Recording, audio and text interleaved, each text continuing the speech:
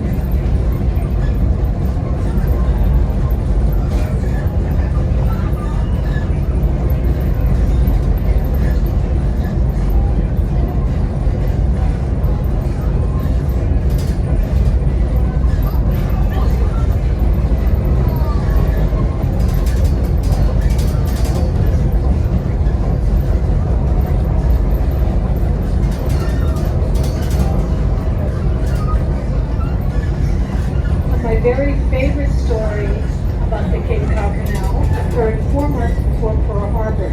This was in August of 1941. Franklin Roosevelt announced he was going to take a little vacation that would take him through the Cape Cod Canal, when in fact that wasn't his intention at all.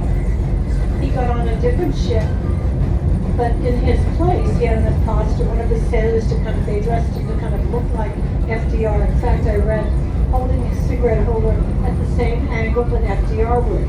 So this imposter is going through the canal. Folks are lined up cheering for the president. He got on a different ship and made his way to Newfoundland to join Winston Churchill in a very secret meeting. Now, we weren't in the war yet, but you had 2 world leaders meeting like that. And while they were together, I think they were actually just on the ship when they did this. They created the Atlantic Charter, which eventually evolved into the United Nations. And even newspapers the following week were reporting how the President of the United States had come through the Cape Cod Canal. So either personally or through his program, he has quite a lot of connections with this canal.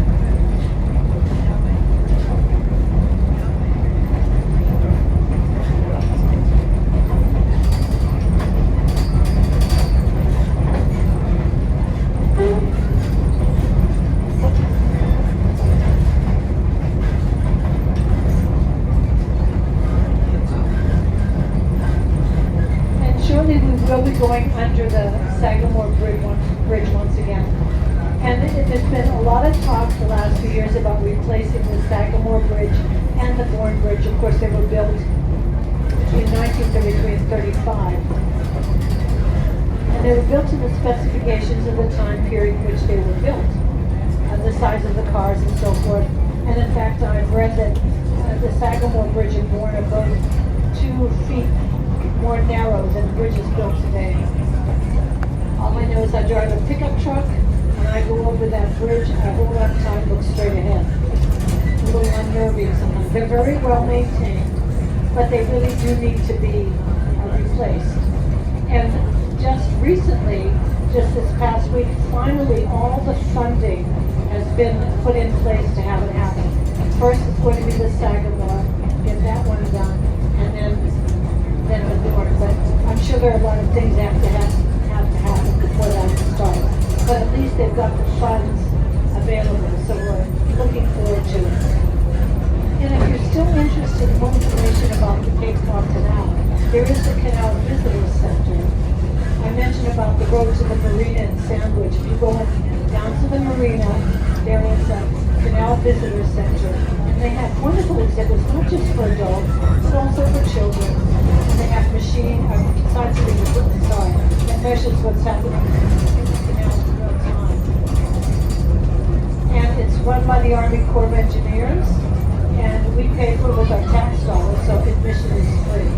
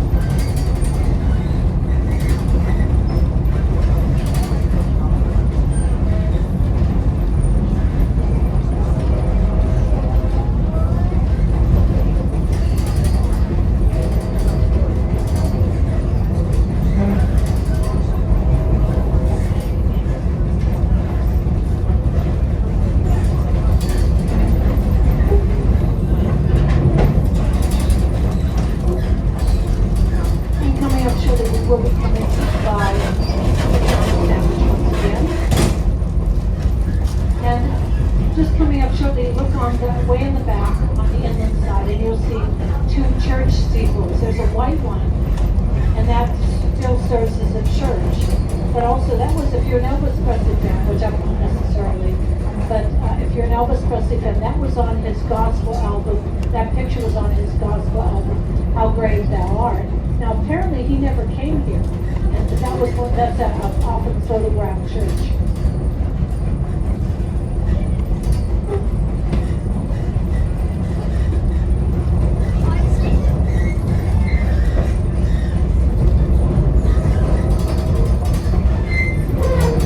Way in the background, folks in the canal view will see it now.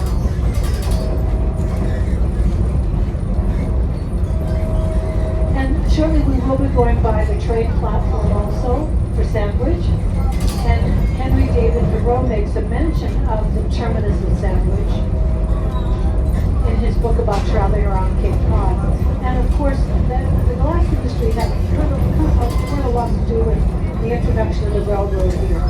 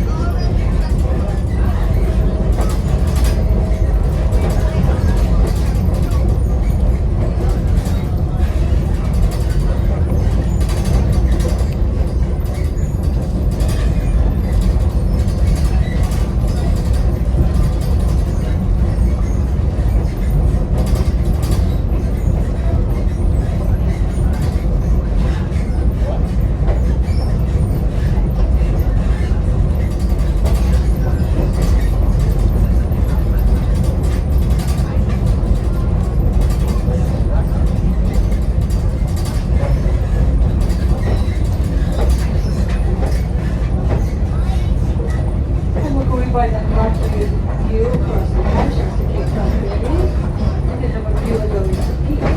See it?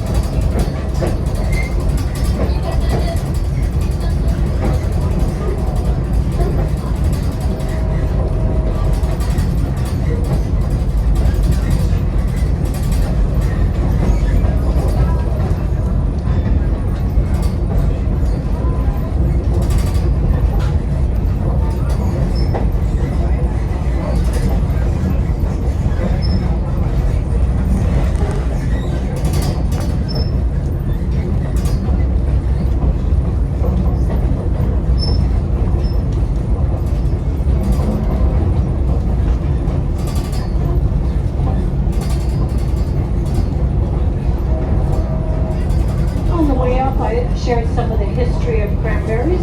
I wanted to talk a little bit about the harvesting. The cranberry harvest takes place once a year from mid-September to early November. And it can be a little frustrating just because one place has the harvesting doesn't mean other places do it. You just have to catch it. And by above you'll see three things. You'll see sand, used to control the weeds and insects and for its nutritional value for the plants. Beehives for pollination, and a freshwater pond for flooding. In the early days, cranberries were really just used for personal use, and they could just be picked. But the actual harvesting became a lot more large scale. In the 1970s, the only type of large scale harvesting was called dry harvesting, and it had a kind of machine called a Darling sticker, so it would go through, it wasn't flood, it would just go through the logs and break the berries off the vines. And then they'd be sent to a receiving station where they'd be graded based on their color. They had to be the right color and their ability to bounce. If they didn't bounce and if they were too soft, they weren't acceptable in the fresh fruit market. So color and able to bounce. So then they could be used in cooking and baking. So that was one method.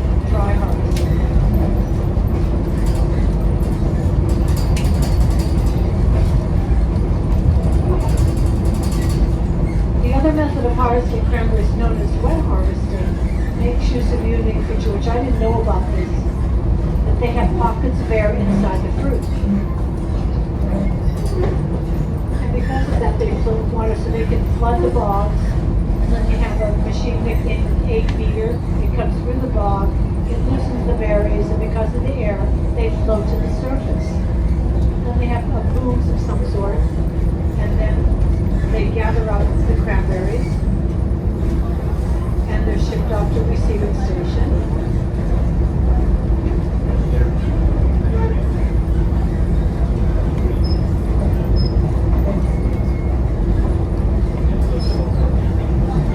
They are shipped to a receiving station, then they're graded, and also those kind of cranberries that are used in processed foods and so forth, juices, sauces. Most cranberries now are wet harvested.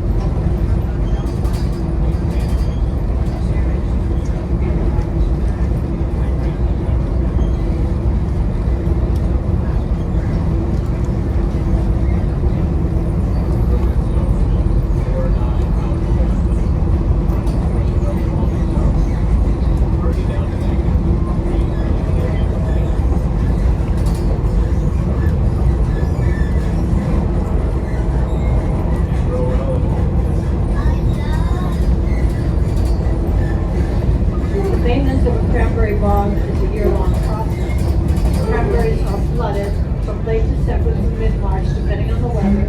That's to protect the vines and the buds from the winter. And during this time, a layer of sand is applied to the bog every few years. That's done to stimulate growth and improve drainage and control weeds.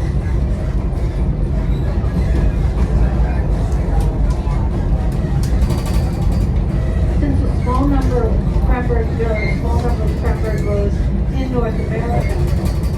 Large companies do not manufacture farm equipment for cranberry production. Therefore, most growers use the winter months to design and build and maintain their own equipment. And then as warmer weather rises around mid-March, growers move the winter flood and the growing season begins again. So it really is a year-long process. And from year to year, you never know what you're going to be getting. Sometimes there's a surplus.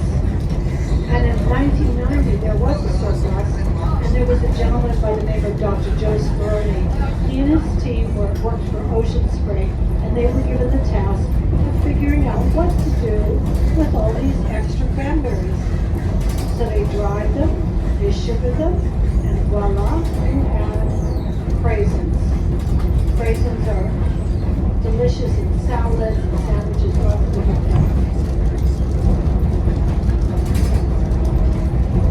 In recent years, cranberries have gained a lot more respect for their versatility, but also they've been proven to be healthy.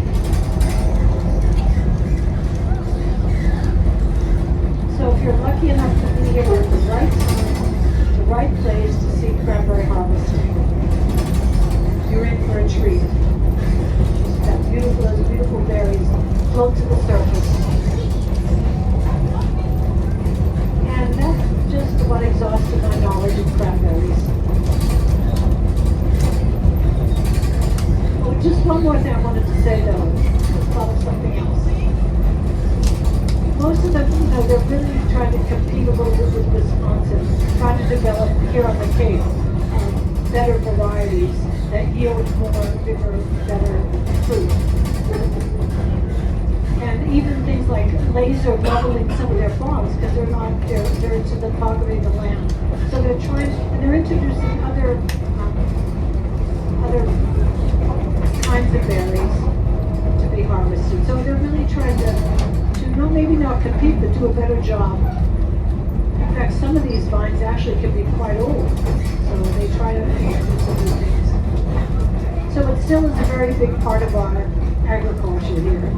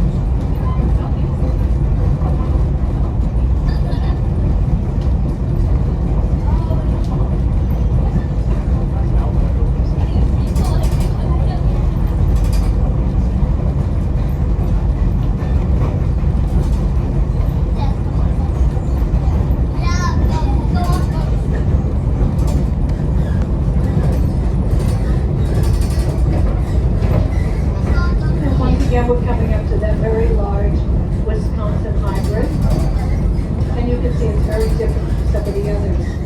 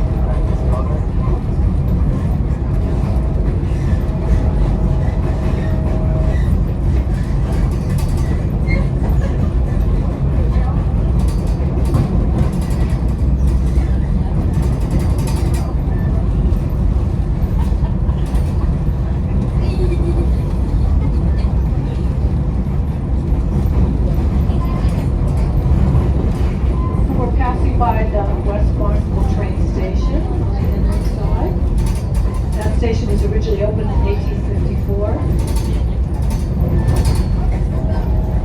It was destroyed by fire and then it was rebuilt.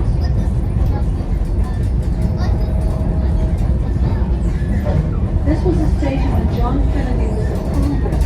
He would take the train down to Boston and be dropped off at the station and then be driven down to the train.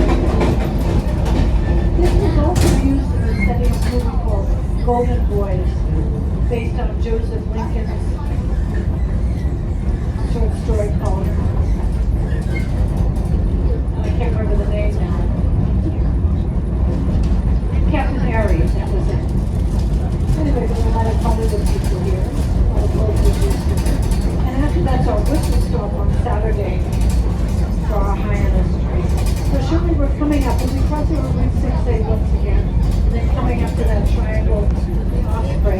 talk a little bit about the osprey. Osprey are found all over the world. The ones that have come here probably come from South America. Well, they're found all over the world with the exception of Antarctica. And they're very large raptor. They have up to 6-foot wingspan.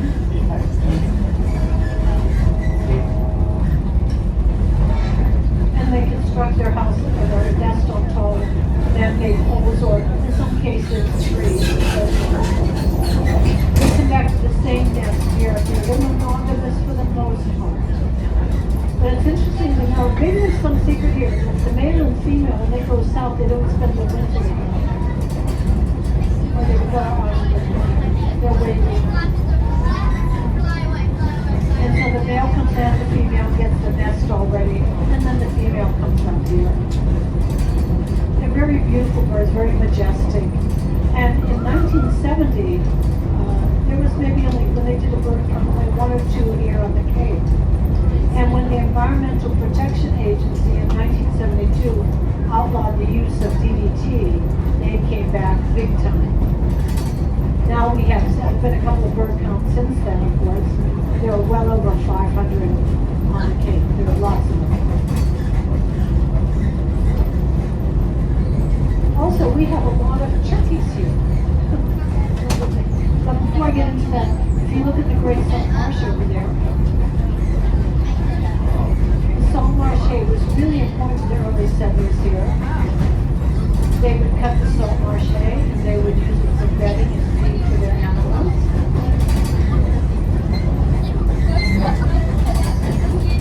And they'd also mix it with clay and crushed seashells, make a kind of insulation for houses.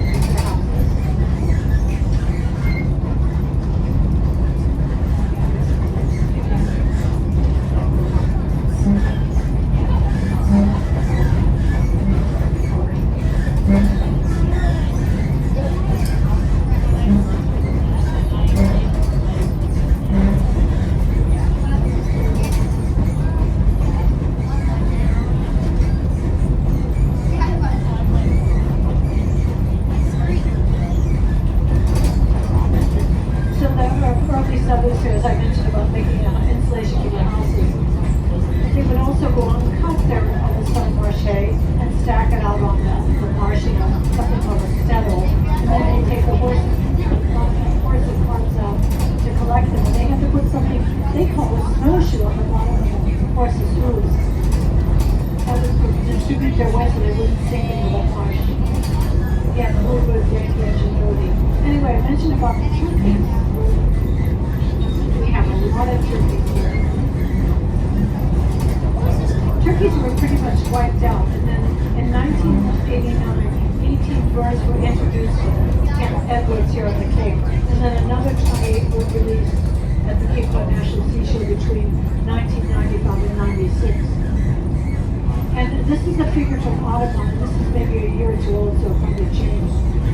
But according to Audubon, wild turkeys in Massachusetts exceed 25,000. 45,000 in Vermont, 40,000 in New Hampshire, 60,000 in Maine, and almost all were descended from those few dozen birds.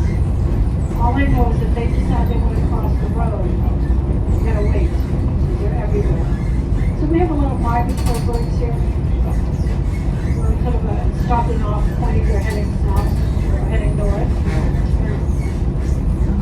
We have a lot of other animals here. We have a coyote, which is not a pure coyote. It's a hybrid of the western coyote and the eastern wolf. And we have something called a fisher cat, which is not a cat, but a weasel. We have all kinds of animals, red fox. We have opossums, which you usually think about as being from the south, but actually they're here.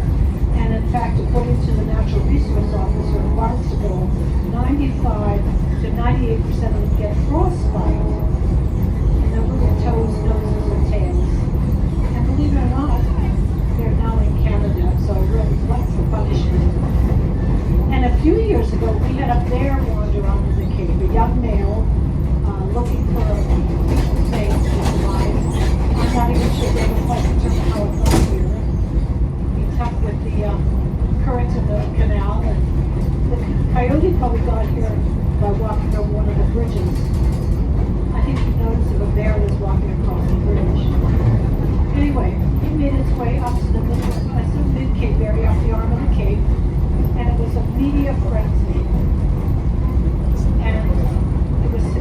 moved off the Cape, and apparently it tried to get back again, but it was unsuccessful. And as far as I know, there's never been any verified bear here on the Cape.